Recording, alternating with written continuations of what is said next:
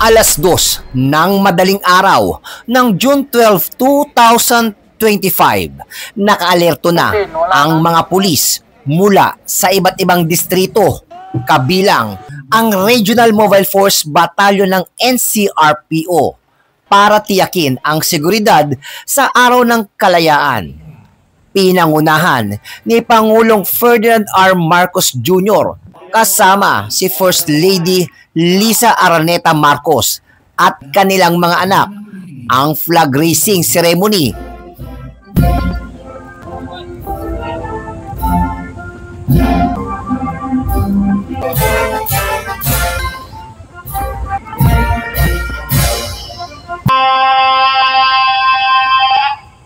At pag-aalay ng bulaklak sa monumento ni Jose Rizal sa Luneta, lungsod ng Maynila. Suot ng First Family ang makabayang kasuotan sa paggunita ng ika-127 anibersaryo ng kasarinlan ng Pilipinas.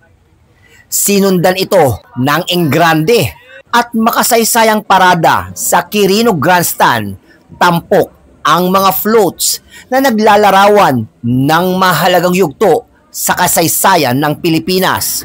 Dumalo rin ang Armed Forces of the Philippines, Philippine National Police, Bureau Fire of Protection, Philippine Coast Guard, Bureau Jail Management and Penology, at iba pa na nakiisa sa pagdiriwang ng Independence Day.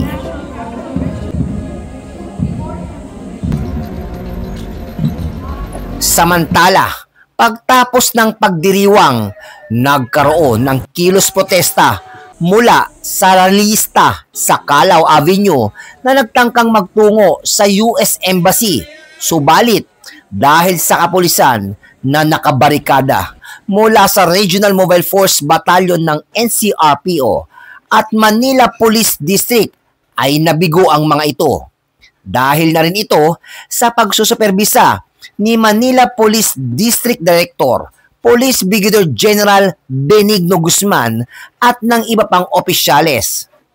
Karagdagan pa, binigyan diin ng Pangulo sa kanyang mensahe ang kahalagahan ng pagkakaisa at kabayanihan, tungkulin ng bawat Pilipino sa pagpapaunlad ng bayan, kalayaan bilang inspirasyon para sa kinabukasan.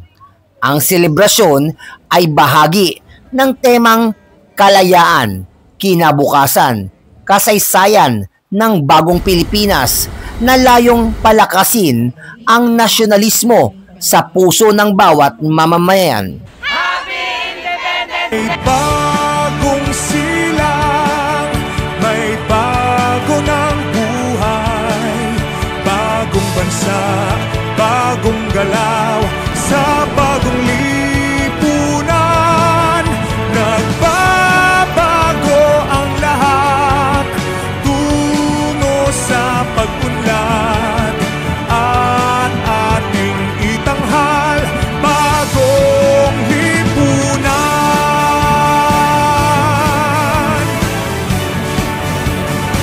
Mula po dito sa Rizal Park, lungsod ng Maynila, at sa ngalan po ng aming Regional Director ng NCRPO, Police Major General Anthony Abirin, at sa aming Force Commander ng Regional Mobile Force Battalion ng NCRPO, Police Colonel Celso M. Rodriguez. Ako po ang inyong Police News Network Correspondent, Police Chief Master Sergeant Mauricio Bonilla Ruiz, alagad ng batas, tagataguyod ng balitang pulis. Police News Network, alagad ng batas, tagapagtaguyod ng balitang pulis, sandigan ng mamamayan, patnubay ng katotohanan.